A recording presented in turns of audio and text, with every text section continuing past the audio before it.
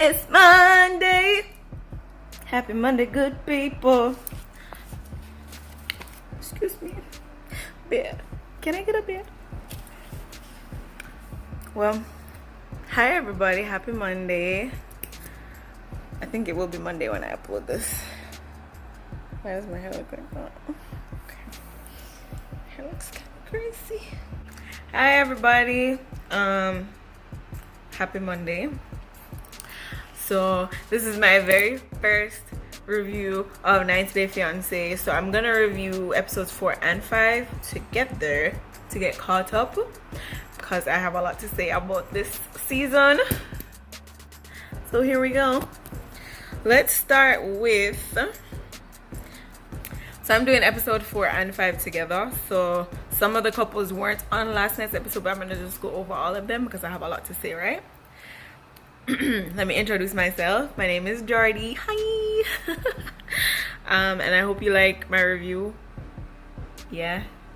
So let's go. So on episode 4 we saw Andrew and Amira. So Amira was leaving France to go meet Andrew in Mexico, and Andrew was leaving leaving America to go meet Amira in Mexico. He arrives in Mexico. She's not there. She's been detained. We don't know what's going on. We knew this wasn't gonna work. And there's something about Andrew. I don't know what it is. I don't know if it's the way him talk, his diction. Something about Andrew does not sit well in my spirit, and I don't know what it is. But I don't like Andrew. Like, a lot of people like Andrew, but because he works with children and everything. But I don't like him. Like, there's something about him. Especially when he was in the view. I think his sister. I think it was his sister that was dropping. No, it was his mom. His mom was dropping him to the airport. And he was like, oh, I hope she doesn't resent me for this decision that we made. Blah, blah, blah. Like, just the way he talks. He doesn't talk in a way that makes me feel like, oh my gosh, he's so in love with her. He talks in a way that is so kind of controlling-ish, and I don't like it. So I'm not really, he doesn't sit well in my spirit. So Amira is detained. We don't know where she is. We don't know what's going on. We haven't seen her since she came off of the train to go on the airplane to come to Mexico. We don't know. So that was probably a bad idea. I'm probably thinking immigration is like, well, you were approved to go to the US, so why are you going to Mexico? This makes no sense. Your K1 visa is for the US, so what are you doing in Mexico? You don't have a visa for Mexico, so why are you here?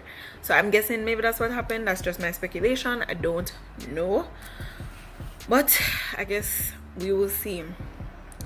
Next is, alright, Ziad and Rebecca. Like, I'm so sick and tired of them. Like, first of all, I will say Ziad look good. Like, I don't know what Ziad do. Him have him glasses, him lose some weight, him skin look clean. My youth say him ready for come US, okay? But Rebecca, they had this scene where Rebecca is sitting down in the garden with her iPad, waiting for approval on the website to see if Ziad is approved. Now, if anybody knows anything about K1, I don't know if you guys can tell. I'm not an American native. I'm an immigrant, and I was studying immigration law, so that's kind of, my background. So I do know some things about immigration. Anybody who knows anything about the K1 process, you're not sitting. The only time they will send you something about approval, they'll send it in the mail, number one.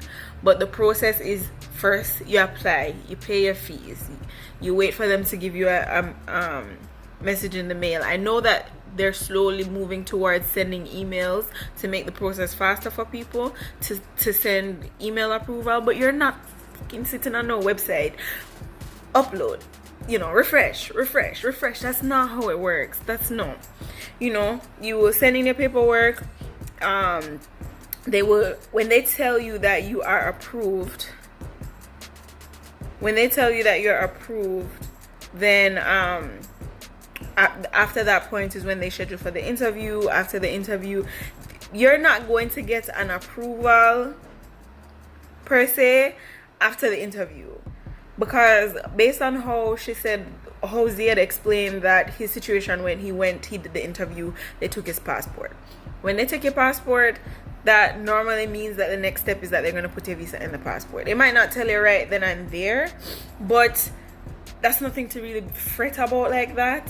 And if you're not approved, or if the visa was denied, they're going to send you a letter in the mail. You're not going to sit and refresh a screen to find out it was approved. Anyway, their scene is dumb. Anyway, so that's episode 4. Episode 5, then we see, and what I was confused about, going back to episode 4, she had all this time to sit down and refresh a screen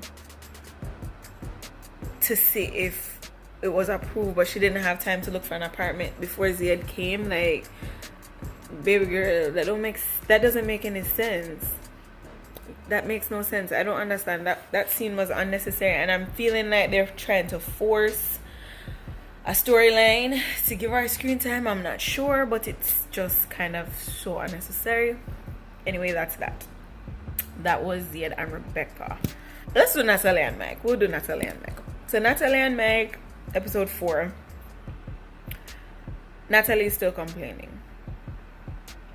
And I'm not saying that her complaints aren't valid. You know, she's in a new country. It's fresh. She maybe didn't exactly know what she was getting herself into. But Mike looks so beat down by her complaints. Like, she's complaining so much. She complains about everything. I mean, everything is a complaint, and it's even tiring to me. I'm just, like, girl, do you even love the man? Like, why are you even here? Everything she complains about, she don't like the house, and oh my god, it's so cold, and you're complaining about it being cold, but then you barely have on clothes, and oh my god, could Mike have made more preparations for her to come? I'm not sure. I don't want to put all the blame on him, because I don't think that's fair. And I've seen a lot of people where they're like, oh, Mike should have done this and Mike should have done that. No, she seems like the type of person who wants things her way, and if they aren't done her way, then she complains. I'm noticing that, because in the next episode 5, where she wakes up and they go outside and they're feeding fish, she's complaining that, oh my god, why does he have me outside? I don't understand. Why are we shooting fireworks? I just don't understand. Well, he came to your country, right? He came to your country. I believe she's from Kiev, Ukraine. He came to your country. You showed him your way of living, right? You showed him that you get up and you run every day, right? You showed him that you like to eat tomato and eggs for breakfast in the morning. You showed him the church that you go to. You showed him your lifestyle. And granted, he's not a church goer. He's not religious. He's not a runner. But he tried it. He was running. He looked like he was going to die, because he's not a runner. He's like, yo, this is just not my judge. But he tried it. I don't know if he consumed the tomato and eggs, but he tried it. He stayed at home with your mom. He tried that. He met your friends. He tried that. He didn't complain. He wasn't like, oh my god, Kiev. I mean, I don't understand how she can run every day and this. But then, you're complaining about everything about his lifestyle. He's willing to accept you, but you aren't willing to accept him. What you want is clay. You want clay, something moldable and shapeable to a pattern that fits you. You don't want something that's already existing. You don't want an existing figure. You want something that you can mold and shape to what you want. And if it's not something that you want, then it's a problem. Because in episode 5, like I said, we see that she's complaining about the fireworks. She's complaining about the fish. She's complaining about the house. There was a funny scene where she couldn't figure out if bleach was softener. Bleach! What is bleach? Bleach! What is bleach? Bleach! I don't know what is bleach. I thought it was funny. But she was complaining about being in the house and she was cleaning and doing that. But it's just like, for me, I find comfort in being by myself. I have a plethora of plants to keep me company. I'll talk to my plants. You know, I find things to keep me occupied. I'll watch some TV. I'll paint. I'm completely remodeling my room right now. Not remodeling because it's an apartment. I'm just redecorating. Like, I'm repainting my side tables, and you know, I find things to keep me occupied. And I'm not going to rely on somebody else's. I'm not going to rely on somebody else's presence to keep me company. I keep my own company, and I'm damn good company. Okay, I'm fun. Okay, I'm so much fun. But she is solely relying on him to keep her company and keep her occupied, and it just can't be like that. That's not how the world works. The world cannot revolve around you. Anyway, so in episode 5, he takes some time off work, or I think maybe he has a weekend off, and they go to they go to the place where the waterfall is. Her mood completely changes. She goes from to like a child. She goes from pouty to completely happy until he orders some meat. Then she's upset. Why are you ordering meat? I can't believe you'd order meat. How could you order meat? That makes no sense. I don't understand why you would order meat. Something had to die for you to consume food. But then she orders scallops. I wonder where she thinks scallops comes from. Because scallops is not a vegetable. I don't know if somebody didn't tell her, but scallops is not a vegetable. Okay, like, where does she think scallops is from? I don't know where she thinks scallops is from. Like, it's not a veggie. You know, like, and then the next restaurant they went to, she ordered a root beer float that had ice cream in there. That's dairy. So you don't want him to consume meat because something had to die. But you know what? Let sleeping dogs lie. So anyway, she's complaining about him wanting to consume meat, and then they make an agreement, or more like she tells him that she wants him to have 1 week meat, 1 week no meat. 1 week where it's just fish. Again, a fish has to die for you to consume it, and even if you consume it raw, it still has to die for you to digest it. So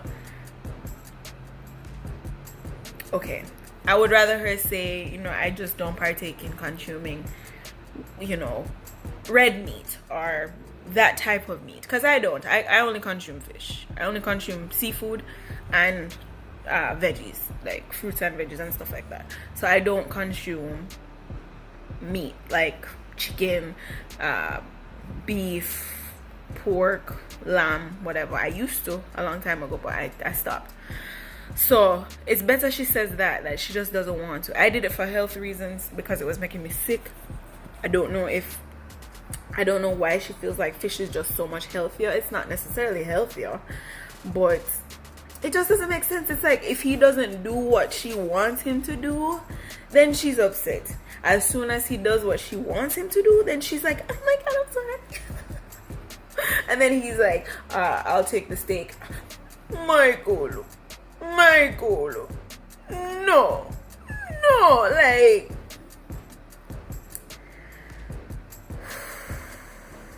and then Mike just looks so fucking depressed. I can't. Anyway, that's them. They go to the waterfall. Again, she turned into a child, very happy, seeing a different side of her. They were like skipping up and down the stairs, and like very different side of her. And then, like I said, they went to that restaurant, and they were complaining. She was complaining again because he was drinking beer and he ordered meat. And my God, no, my God, no. Oh my God, she's too much. But then she ordered a burger. Granted, it was a veggie burger, but that thing has more calories than a regular burger. I've had it. Veggie burgers have more calories than a regular burger because of all the processing has to go into it and all this other extra stuff just to make it tasty, you know. And then the bread, which she was complaining that she doesn't want to consume bread because it's not healthy. Then she had fries, and the veggie burger comes with cheese on it. Then she had a root beer float. You know what? Don't make people stress out your life. because I'm not gonna make her stress out my life. She is something else. Okay? Like, I just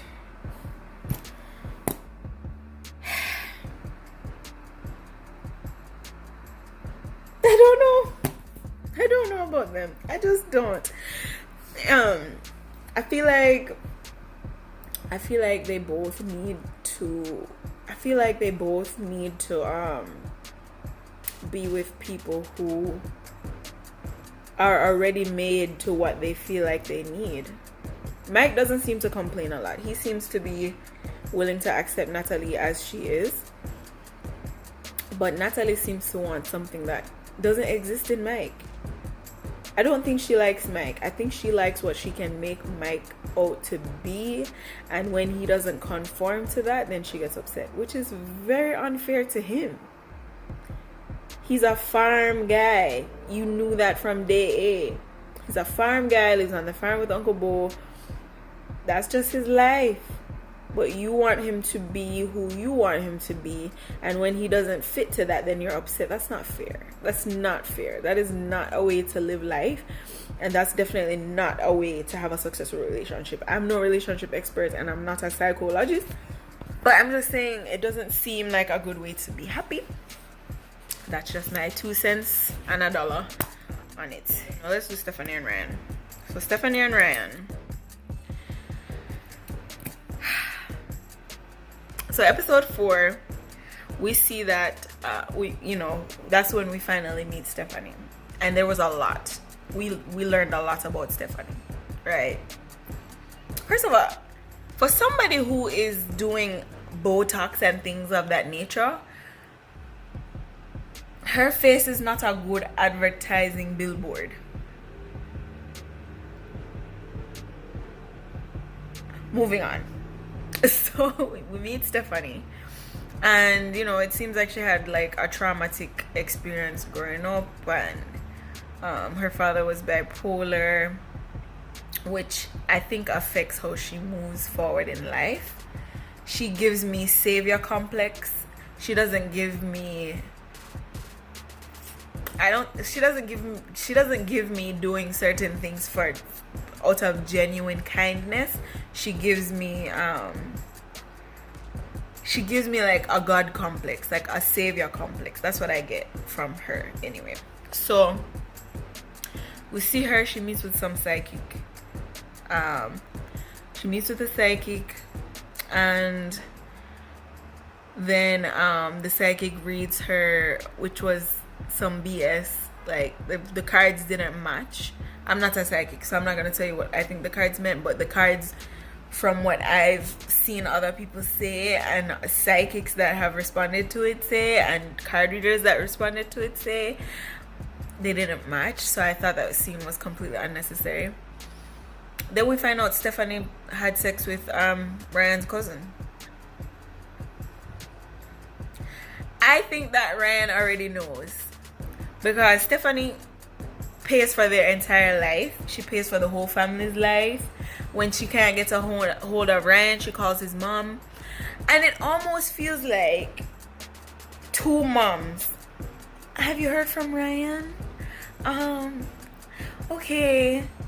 Because I'm trying to reach Ryan. Is he okay? Did he eat today?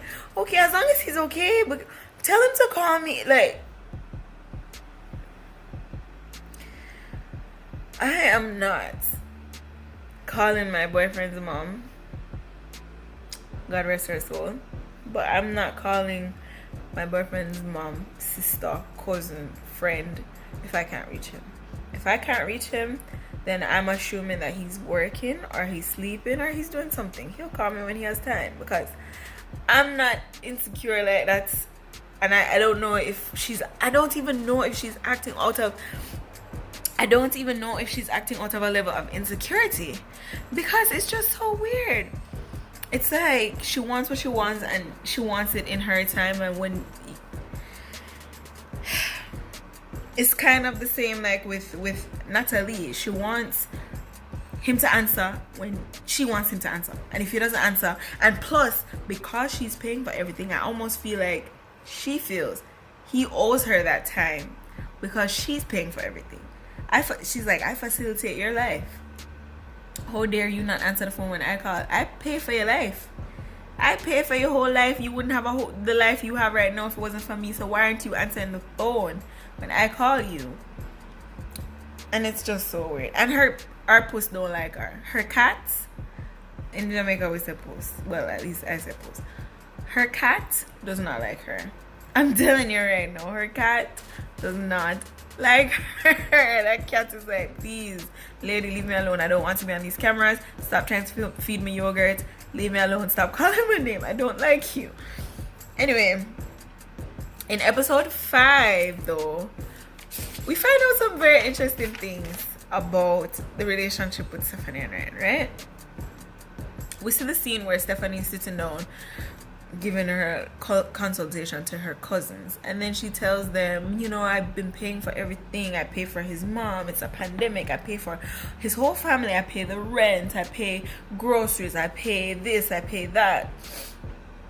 And oh yeah, by the way, I'm the one who got Ryan the job he has at the resort because my friend owns the resort and I pay Ryan's salary. I'm sorry, excuse me, what? So not only did she say she pays $500 to $1,300 US a month to the family in terms of rent or food or finances, she also pays Ryan's salary, which we don't know what his salary is in US dollars. She didn't say. But this is where I say I feel like, and Ryan doesn't know, this is where I say I feel like she has a savior complex. Because Ryan didn't ask you to do any of these things, but you see a family where you feel like you need to save them, so therefore you do it without saying that you're doing it because you feel like you need to save them, even though they're not telling you they need to be saved. So I don't know if she actually really loves him as in a relationship type of love, or as in, here's somebody I see that has a lesser lifestyle than me, and I feel like I can save him from that lifestyle even though he didn't ask me to save him from that lifestyle. Do you understand what I'm saying? Do you get what I'm saying? You understand, right? You understand. And if you don't understand, then tell me in the comments. Is that what people say? But yeah, I just feel like she have this savior complex. Like, I need to save him. He needs me. I can help. So I'm gonna save him. It's just really weird. Their relationship doesn't seem to be built out of love, but more so what she can do for him. And I think he probably is like, well, she wants to do for me. Okay. I had to pause recording because my grocery delivery came and I wanted to give her a tip because I didn't want them to take the tip off my credit card. So I put, anyway, it's too much information. But yeah, I feel like she has like a savior complex. Like, I don't feel so much that she likes him or loves him in that manner, as in like a romantic way. I feel like she loves him in a way that I can save him. And like I said, I think he's like, well, she wants to save me, or she thinks I need to be saved, so I'm gonna let her save me or save my family. Why would I say no? Is he right by doing that? No. Is she gullible for doing that? I won't say she's gullible. I think she knows what she's doing. I don't feel sorry for her. I think she knows exactly what she's doing. I think she knows what she wants to get from what she's doing. She wants to be praised for this saving that she's doing to this family, which is why she has this relationship with his mom. Calls him, oh, I'm checking on your son. Is your son okay? Are you guys okay? Is everyone okay? Like, she feels like, and I don't know if they, like, I'm not a psychologist, I'm not a therapist, I'm not any type of ist, but this is where I'm getting from how she behaves, and probably from how she grew up. Her father couldn't save her when she needed saving, so she needs to save other people when they need saving. Because she said before, I've never met anybody I wanted to marry, Is it I never met anybody I wanted to marry, or I never met anybody who needed me?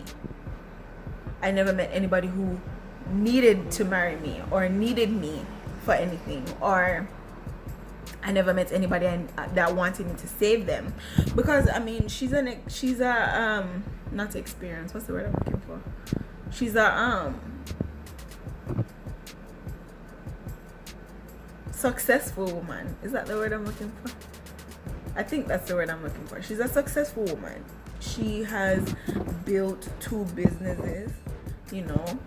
She has drive to be successful, and she's done that for herself. And she's never been with anybody who she felt like she wanted to marry. So I feel like with her being in a business field, probably a lot of the people who she's surrounded by are people who have also built businesses or who already have money. So if these people already have money, this is me just completely speculating, so please don't take it as gospel, because I'm not an expert, okay? I'm not an expert. My degree is in something completely different. My master's is in something completely different. But she's surrounded by people who already have money, who already have their own, they already have their businesses, they already have probably houses and everything like that. They don't need her to save them. They already have their own. So what better way for this successful woman who already has money, seemingly, because it seems like her businesses are successful and it seems like she has money if she's able to pay for salaries and pay for his whole family. What better way? Because it doesn't make sense in a logical sense for someone who is as wealthy or successful as her. The successful is not the word I'm looking for, but I can't think of the word I'm looking for. But what better way, right? For it doesn't make sense for somebody who is in her caliber, in her league, to meet somebody like a Ryan and fall in love and marry them. Like, what is it that Brian brings to the table or gives her that she doesn't already have? It can't be love and respect, because half the time she calls, he doesn't answer the phone, and that seems to drive her crazy. You know, she didn't love and respect him enough not to sleep with his cousin. So it just doesn't make sense. That whole relationship to me is very weird, and it comes off as a savior complex. Like when I see her, you know, those commercials where they're like, we are the world, we are the children, and then you see the well, that's not the song that they normally sing, but you see the children and they're all, just $1 a day will save these children's lives, right? That's the vibe I get from Stephanie. Like, for $1 a day she's saving Ryan's family. But not for a second do I believe that Ryan and Harris have already had the conversation about daggeration. Not 1 second do I believe that the whole family doesn't already know. They know. And Ryan probably does have girls already down there that are more in his league, like that more fit his mental space. Because I just can't see. Because they know, okay, she bring Ryan to America. What is Ryan going to do?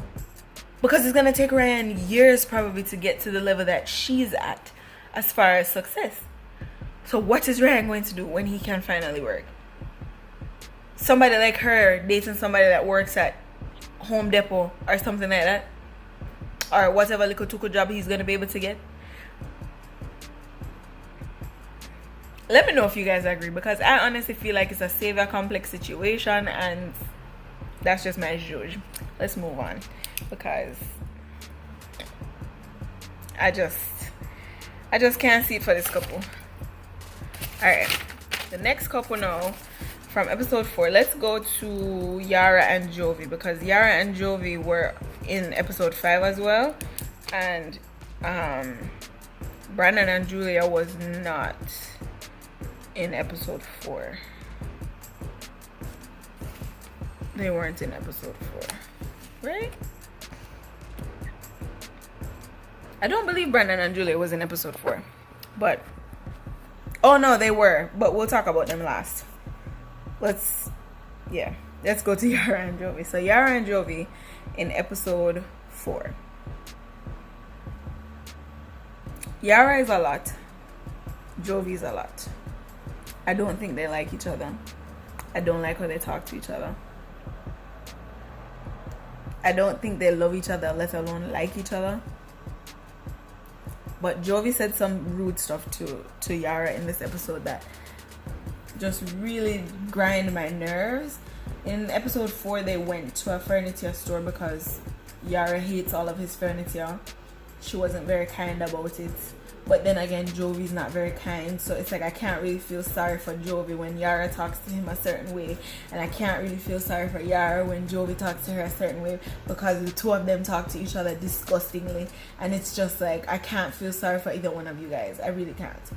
But when they were in the furniture store, and she was asking him, how do you say rug? How do you say this in English? What's the English word for this again? And he said to her, oh my God, learn English. I can't believe he said that. And I think it triggered me because a lot of people tell me I have an accent. As much as I try to clean it up and make it sound smooth or whatever, I have an accent. Whatever. I have an accent. My first language was Dutch. And then I was raised in Jamaica, so patois, whatever. And then I came to America. So and I've done pretty well, and my mom did pretty well with. I didn't want to amalgamate myself. I wanted to keep my culture, and I wanted to be myself. But I've had people, like when I first came to America, the first professor I had told me she wanted to have me deported because she felt like I was coming to take over her country, and immigrants are coming to take over the US, and she couldn't stand it. And then I had one professor tell me that I would never amount to anything in America because I had an accent, and if I ever wanted to get anywhere, I needed to get speech therapy, completely get rid of my accent and blend in here, which I didn't do, and I'm doing quite fine, so whatever. But I thought that was rude because you found her in Russia. You plucked her out of Russia and brought her to the US. You didn't even make an effort to learn her mother tongue, but you want her to learn your mother tongue.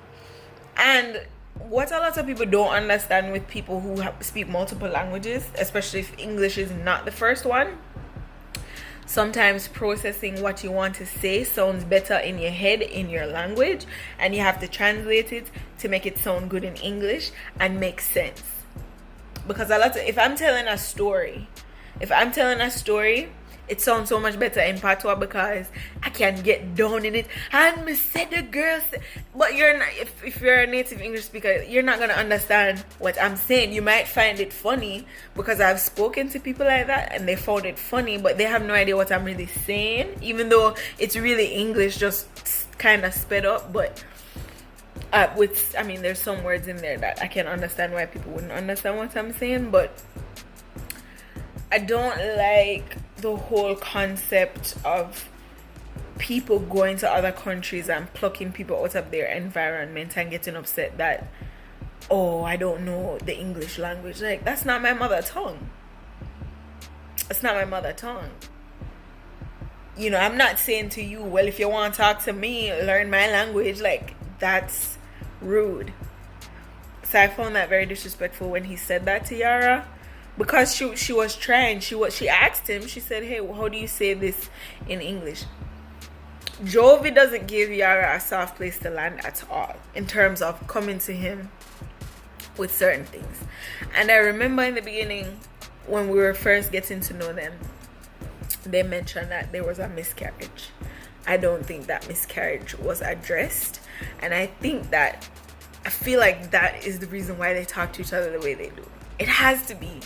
There has to be some resentment, and I feel like you'll see that in episode 5, because in episode 5 they go, Jovi's getting ready to go for 4 weeks for work, which I've learned, on a side note, from doing a lot of research, because I was looking at different countries that I would want to live in and stuff like that. I learned as a side note that in other countries aside from the US, vacation and quality time and not stressing themselves about work is very important, which is why you'll notice a lot of the foreigners that move to America, you'll hear them saying, oh, why do you have to go to work, or why do you have to do this? I notice a lot of people don't understand why the foreigners are so confused. Well, what do you expect them to do? They have to work. Da, da, da. In Europe or the UK or other countries, working and stressing yourself out about work is not a priority. If you need to take time off for vacation, or you need to take time off because you have family coming, that's more important than stressing yourself out about work. Which is why you hear Yara say things like, well, I don't understand why you have to go, just go another day. It's isn't it your choice? It doesn't make sense. So that's just a side note. Something I learned. It's just America is the only place that you work yourself to death. Other places don't live like that. And like on another side note too, is like even Denmark. Like Denmark will give people, I believe it was like 2 years. A lot of different places, like 2 years for when maternity leave. So you get to stay home. The government will pay for you to stay home and take care of your children.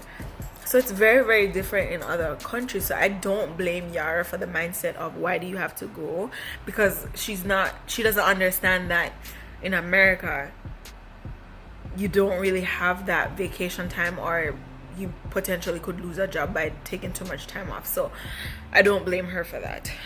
We see them sit down at the restaurant and they're talking, and Yara is trying to open up about her feelings on him leaving, and Jovi's not being understanding. A lot of the times when Yara speaks, like I said, both of them speak very disrespectful to each other. But I feel like Yara, because I've done this before where I've been in a relationship where I don't feel heard and I don't feel seen. So what I do is, instead of speaking kindly, I start to speak rude, because that's when you hear me.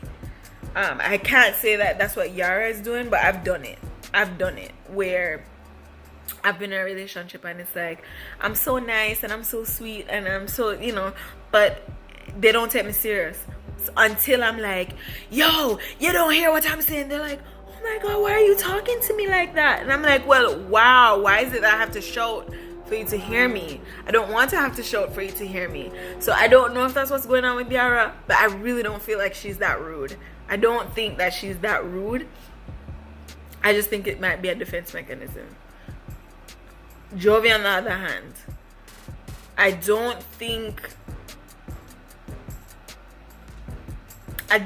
basic concepts of things that would upset people or would cause for empathy in other people, he just doesn't seem to get that. Because when she starts talking about how the miscarriage affected her and how she was affected by him just leaving, and then he said, well, if it was an emergency, I would have taken time off, but it wasn't that big of a deal, so I left. I mean, I can't imagine losing a child. I can't imagine losing a child growing inside of you. I just can't imagine that.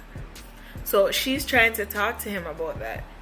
Oh my God, I lost, I was going through this miscarriage and like I needed you there and I'm going to have this operation and you just left me.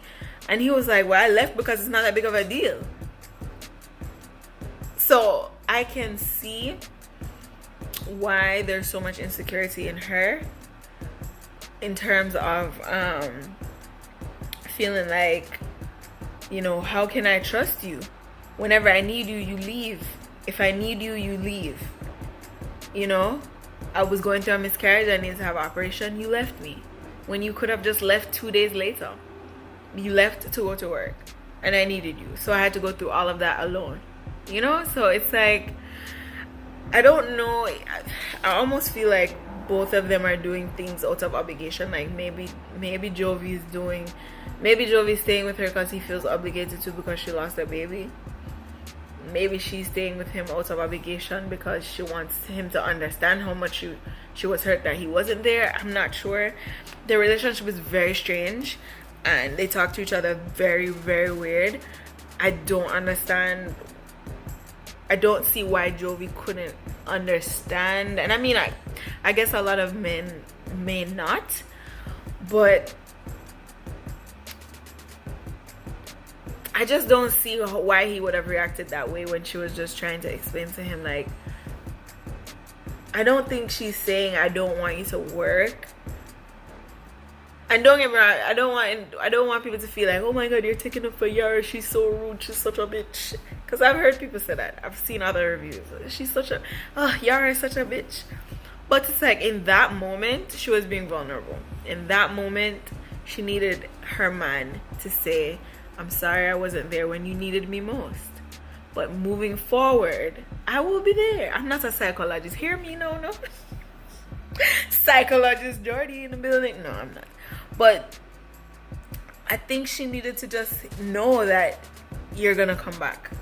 You're not just going to run away when I need you. Because I don't understand why they couldn't plan this out a little bit better. To have it to be where she would have came when he was 4 weeks off, because she came when 2 weeks were remaining of his 4 weeks off. So why didn't she come 2 weeks before, or why didn't she just come after he came back to have those 4 weeks to kind of acclimate herself to the area and things of that nature? Why is he not understanding that this is stressful for her too, being alone in a foreign country with no one else, by yourself?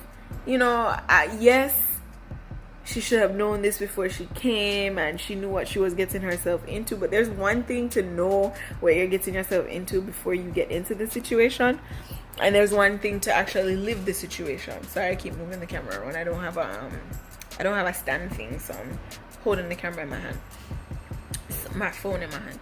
So it's just yeah, it's just weird. Their relationship is really, really, really, really weird to me.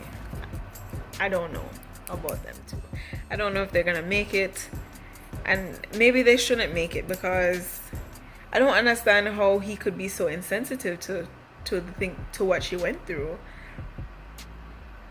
And I'm not saying that she should hold that over his head forever, but it's just like, he doesn't seem to be sensitive to it, or even be willing to try to understand where she's coming from. So yeah, their segment was weird. There's so many couples that my mouth is so dry from talking about these people. My mouth is so dry, and I still have 2 more couples. All right, Hazel and Tariq. So I don't like Tariq.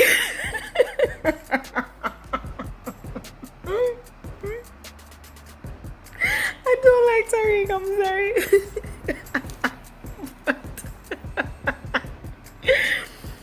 Tariq is annoying. Yo, this whole episode 5, because they weren't in episode 4. This whole episode, I was like, Tariq, calm down. Tariq, calm down. Tariq, calm down. Calm down, Tariq. Tariq, calm down. Like, so it's her very first day, like, because she just arrived the night before. So it's Hazel's first day in America. For me, I would want to sleep in. Like, let me just sleep. Whew, tired. Let me sleep. But he wants to go and give her this grand American breakfast. Why he couldn't just cook this himself, I'm not sure. Because American breakfast is just eggs or omelets. Eggs. Bacon and eggs. Bacon and eggs. Or cheese. Bagel. Cream cheese, pancakes. Like, I don't understand why he couldn't have just cooked that at home. Maybe he can't cook, I'm not sure. But they went to this hair of the dog, and I thought it was funny. She was like, they cook dog hairs? Like, They cook dog. Is that you're taking me to get dog? I don't understand. They put hair in the food. It was funny. But he was just so excited. Let me get waffles and the chicken and let me get the French toast and let me get what else am order? What else did he order? He ordered so much stuff that she was like, "You're gonna eat all of this?" Oh, grits. I'm sorry, I don't know what grits is. She was just like, he ordered so much stuff. Like, who's gonna eat all this stuff? And then the food comes and he's like, yeah, taste it. Oh my God, so good for you. First of all, Tariq, French toast, waffles and chicken, or yeah, chicken and waffles, French toast, it's not good for you. It's nothing but bread and oil. What? She was just like, it's too sweet. But the whole of their segment, I just found myself saying, Tariq, calm down. Tariq, calm down. Tariq, calm down. Like, relax, okay? They had the conversation about meeting his child, and she's nervous about that. She's nervous about meeting the daughter. Like, what if she doesn't like me? You know, like, she doesn't know if the daughter will like her, and she's kind of nervous about that. And he's like, you're gonna be a mom, you're gonna be stepmom. And I'm like, yo, first of all, she hasn't even met your daughter yet. You don't know how your daughter's gonna react to her. You don't know how she's gonna react to your daughter. Relax. Oh my God, relax. So then, after they had that conversation, he's really excited about showing her this venue that they want to have the wedding. Keep in mind, this is all day one. No, I don't know. On a side note, I don't understand why the need to do everything in one day. As far as we know, she's moving there. I don't understand the need for the sensory overload. It's already overwhelming being in a new country. She's never left the Philippines before.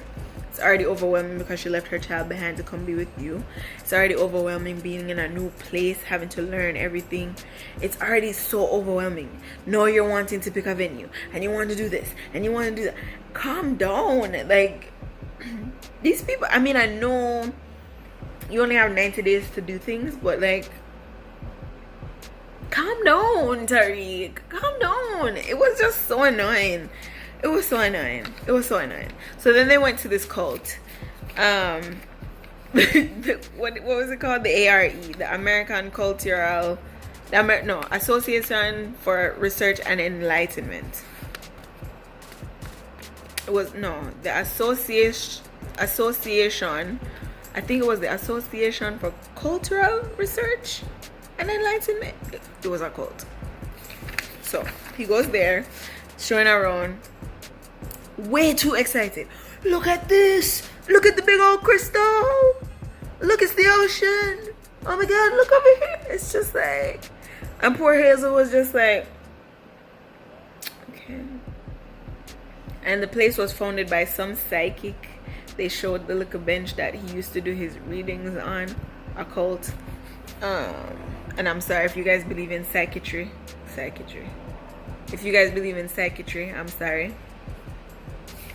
Psychiatry. I don't know. That's not a word. But he's just way overly excited. He's excited about this big crystal that's in the room. First of all, that room looks more like a conference center, not a wedding venue. She wants to be married in a church. She doesn't want to be married in a cult. That's just that on that. Like, that's not gonna happen. I just don't like Tariq. I couldn't get jiggy with Tariq. Tariq is annoying. Like, he was just doing way too much. It was just way over. And then they went to he showed her the back where they do meditation, and he's like, come on, walk in a circle. Oh my God. Okay, I used to live in Virginia. Of all the things you could have shown her first day there to kind of ease her into her life there, that's what you showed her. You could have went to the boardwalk, Virginia Beach, kind of go around there, show her around that. I mean, there's not a lot to do in Virginia, but definitely could have shown her more than that cult. Anyway, the final couple.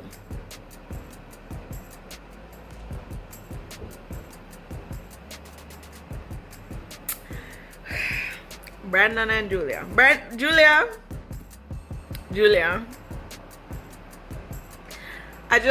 Julia, do you have running shoes? Do you have a crepe? Tennis shoes? Sneakers? Anything? I just want you to run. Because this level of Jumanji that you're in, girl, you need to go. Because I feel so bad for Julia. Nobody should be subjected to this. Like, what is this? Alright, so episode 4.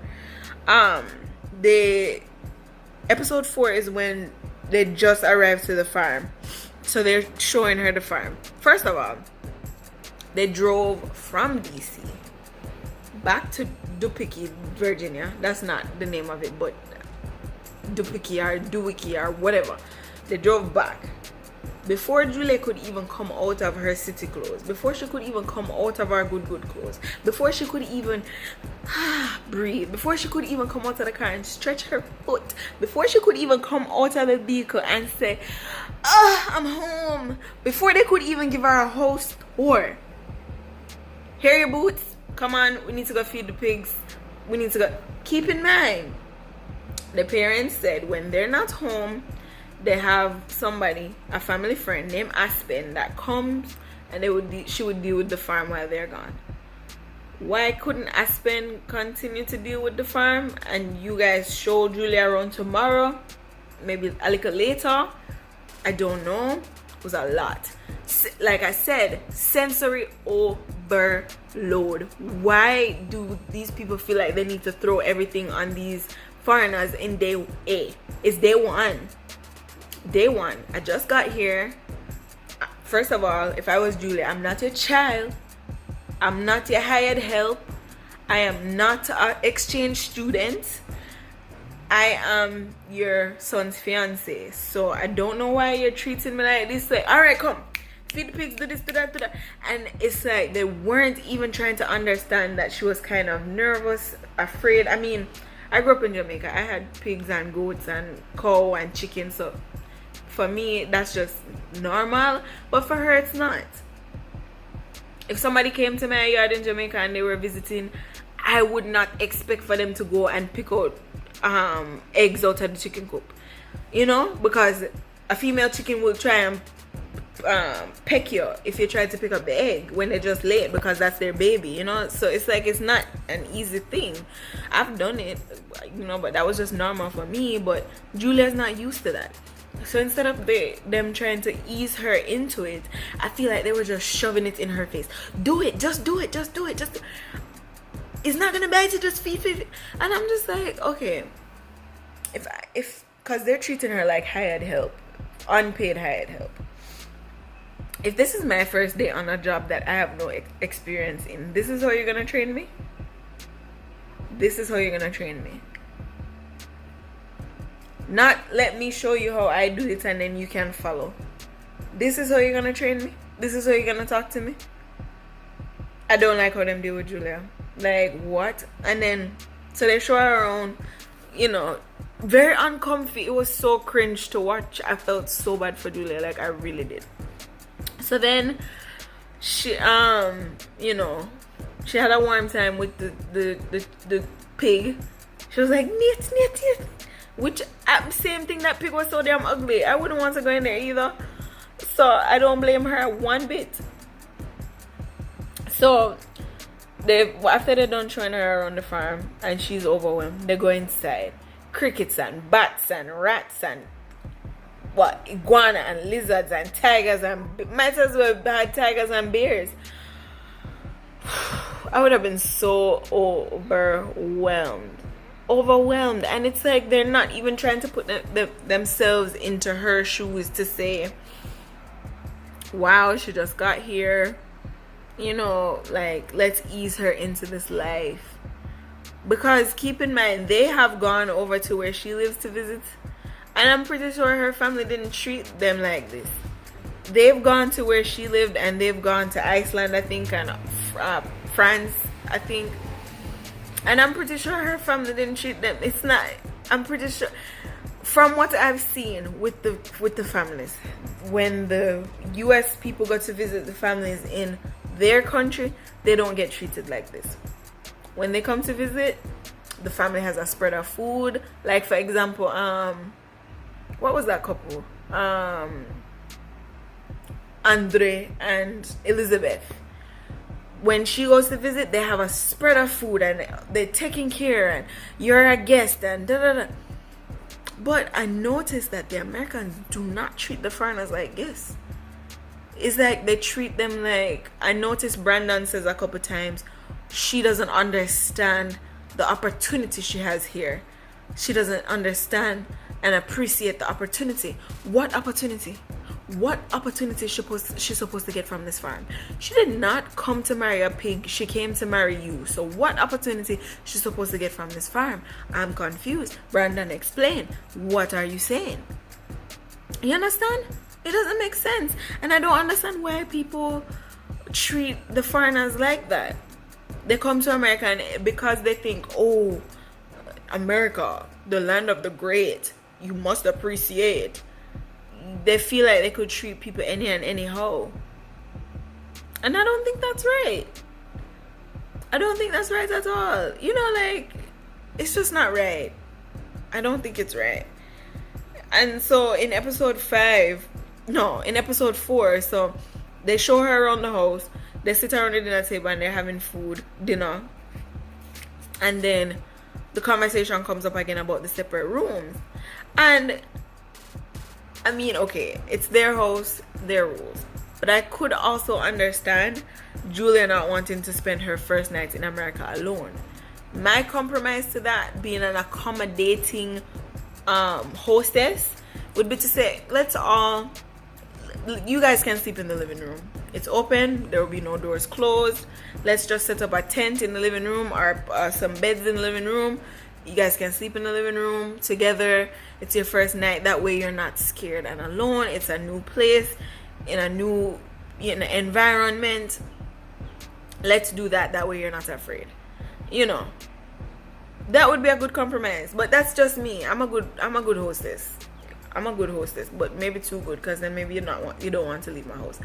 But I'm just saying, like, they're not even trying a little bit to understand where Juliet's coming from, and I have an issue with that. Even Julia says she has an issue with it.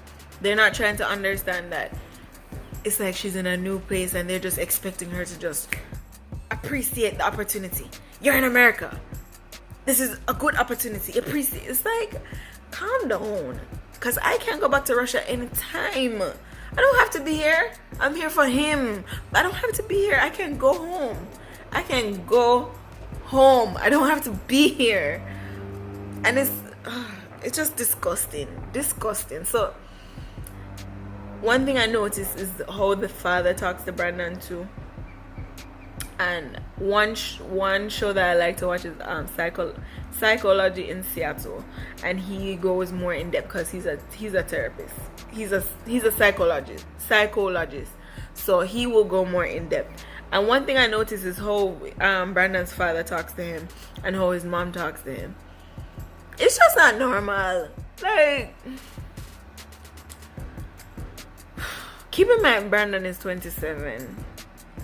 He's not 17. He's not 18. He's not 16 on his first date.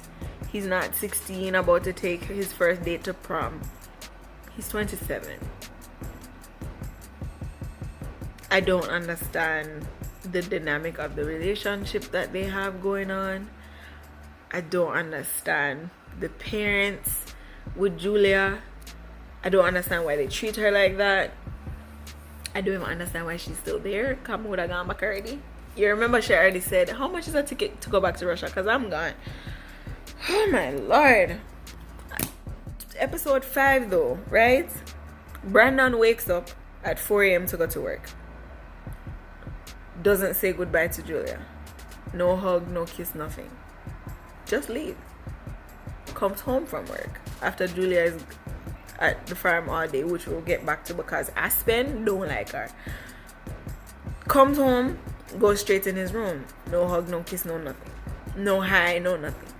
I understand the parents say you can't stay in the same room, but it means to tell me you cannot greet me when you come home after I haven't seen you all day. It's bad enough we can't stay in the same room, but you can't greet me when you come home from work. So Julia has to wake up to feed the animals.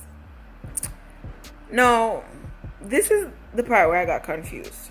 Because Aspen is still there. Aspen is the family friend, remember? You guys remember? Okay. Aspen is already there. Julia doesn't wake up until about after 12, till about lunchtime. Because she's a nightlife girl. So waking up at lunchtime is normal for her. So Aspen now is there. But when Julia finally wakes up to go take the eggs out of the thing, that's when Aspen decides to come outside. And that's when Aspen decides to say, oh, come on, we have so much to do. Aspen, if I wasn't here, I'd be in Julia. If I wasn't here, how would these chickadees and piggadees get fed? Because this was your job before I came. There and for, you should have already been awoke. The pigs should have already been fed. And the farm should have already been taken care of. I should be doing round 2 of the feedation. What do you mean? Because of you, they're waiting to get fed. Why have they not been fed? Why are you waiting for me to wake up for them to be fed? This was your job before me. Before there was a me, there was a you. And this was your job with your hairless puss to feed these piggadees and chickadees. So why have they not been fed? Why are you relying on me, who knows nothing about farm life, to feed these piggadees and chickadees? And how she was laughing at her, I bet she has never done hard work a day in her life. You don't know her life. You don't even know her last name. Aspen. Who are you? I don't like Aspen. Aspen was very disrespectful to Julia, and Julia did not deserve that. She has never worked on a farm before, and to expect her to get it all in day 1 is very unreasonable. Very unreasonable and very disrespectful. Very disrespectful. And Aspen did not deal with it right. Like I said, if she's supposed to be there to teach her how to handle farm life, I wouldn't want her to be my trainer. I wouldn't want her to be my teacher. And I would have quit that first day. I would have quit. Like, I couldn't do it. She was so disrespectful, so rude. Like, I bet she's never done hard work a day in her life. Excuse me?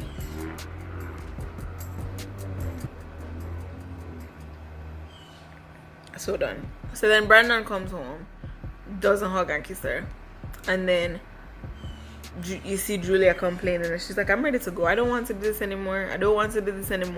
Brandon is not even trying to be understanding. He's like, you would think she would be grateful for the opportunity. Opportunity for what? She never asked to work on the farm. Oh my god. Oh my days. She did not ask to be a farmhand. She did not sign up online for looking for a farmhand. She wasn't looking for a farmhand job. She was not looking for foreign exchange farmhand job to come to America. She met Brandon, fell in love with Brandon. She's coming to America for Brandon. She was not coming here to work on your farm. So for you to say she should be grateful for this opportunity, Brandon, what do you mean? Grateful for what opportunity? What is it going to do for Julia's life to feed these pigadies and chickadees. What is it going to do? What benefits is it going to give her life to do this? Because trust me, she's not going to take over this family business. It's not going to happen. She's not going to take over this family business. She will not be doing this family business. It's just not her zhuzh. And that's fine. You guys are so not understanding. And instead of asking her if that's what she wants to do, when you're telling her what she wants to do, like, okay, you might want her to help out because she's living in your house. Say that. Say, hey, I expect that since you're living in the house, that you do something. You help out with the chores until you guys find your own place. That's my expectation of you staying here rent free. Fine, have that conversation. But for you to just set expectations on me without having a conversation, that's where conflict comes in. Because then it's like, who are you talking to? I'm a grown adult. I'm a grown adult. I'm not feeding your pigadies and your chickadees. You go feed them. You were feeding them before I came here. Why do you expect me to feed them? No. How they're treating Julia, disrespectful, disgusting. Control Alt Delete. Anyway, they have to go and meet Brandon's grandfather because the parents have arranged a dinner that they have no say in not going to. Brandon can't say no, so they have to go to this dinner. They go to the dinner, they met the grandfather. The grandfather says something like, oh, I don't trust Julia because Russian girls will put it on thick just to come to America. I don't know why people feel like America is just so sweet. Like, maybe she actually really love him. Like, yes, there are some people like was it Daniel and Ahmed or Mohammed? Daniel and Mohammed. Okay, we know he was using her. We know that. We know that's a fact. But there's some people who actually fall in love. And for people to just be so judgmental when the thing that I'm doing and the thing that Julia is doing and Brandon is doing is not affecting your life in any way. It's not affecting your life. It's not affecting the mom's life. It's not affecting the father's life. I just don't get it. But anyway, the grandfather likes her, even though he thinks he doesn't trust her because she's a Russian girl who could be putting it on his grandson to get her way into America. Even though Julia has said many a times she could go home at any moment because if this is not working, she will go home. So, okay, she's using him. Alright. Keep in mind, he sought her. She didn't seek him. And it's not like she was on some Russian bride website looking for an American man. He sought her. She didn't seek him, right? Okay. Alright. Just saying. Nobody wants to acknowledge that though. So they're at the dinner. The mother, for some reason, great inspector Gadget decides to inspect Julia's neck.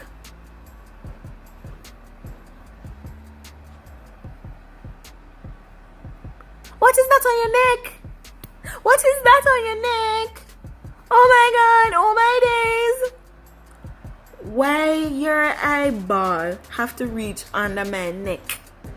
Why your eyeball in my neck jurisdiction? Why your eyeball GPS rerouted your direction to my neck? Why your eyeball decide to drive on the road of my neck? Why are you here? Why are you here? Julia had some marks on her neck from Brandon. When did that happen? You guys aren't even in the same room. I can't believe it. Oh my days. Oh my days. Oh my days. Even the grandfather was like, could you stop embarrassing your son? I mean, like, he's not a child. I'm 82 and I would do the same rash thing if I had a girl. First of all, he's 82. He looks damn good for 82, okay? Because you know some people don't age very well. But he looks good. He was like, if I had a girl, I would do the same thing. I would do the same thing if I had a girl. You know? Why are you embarrassing him? I can't believe it. I can't believe you kissed her. But you notice, she was blaming Julia for having the marks on her neck, not Brandon for putting them there. Not that it's any of her business at all. but she's blaming her for them being there and not him for putting them there. She don't like Julia. I think she's jealous. As a matter of fact, she is jealous of Julia because the segment that they did after, the little segment they did after where they interviewed Brandon and his parents, she said, "Oh, I'm not jealous of Julia. I'm just jealous of the relationship she has with my son and the fact that she's taking up all his time." Okay, girl. So then now they get to the conversation of the wedding. And Julia picked a date, May 9th. What? May 9th? That's my weekend. Mother's Day weekend. You could never, no.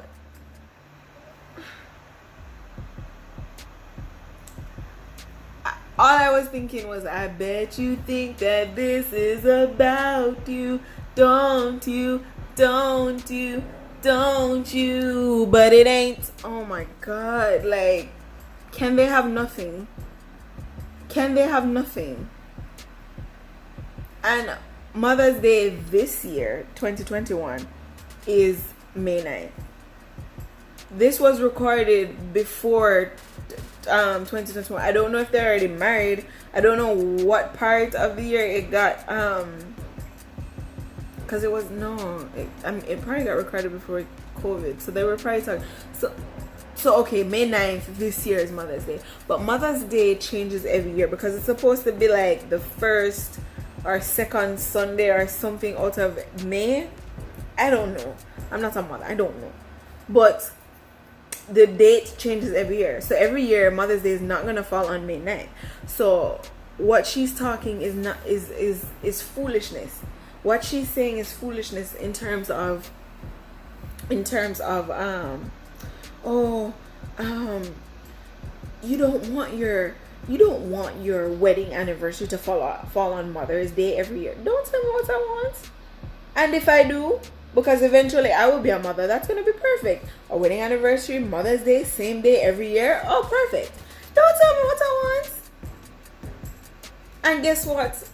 If you're too busy with your Mother's Day festivities, you do not have to come to my wedding. No problem.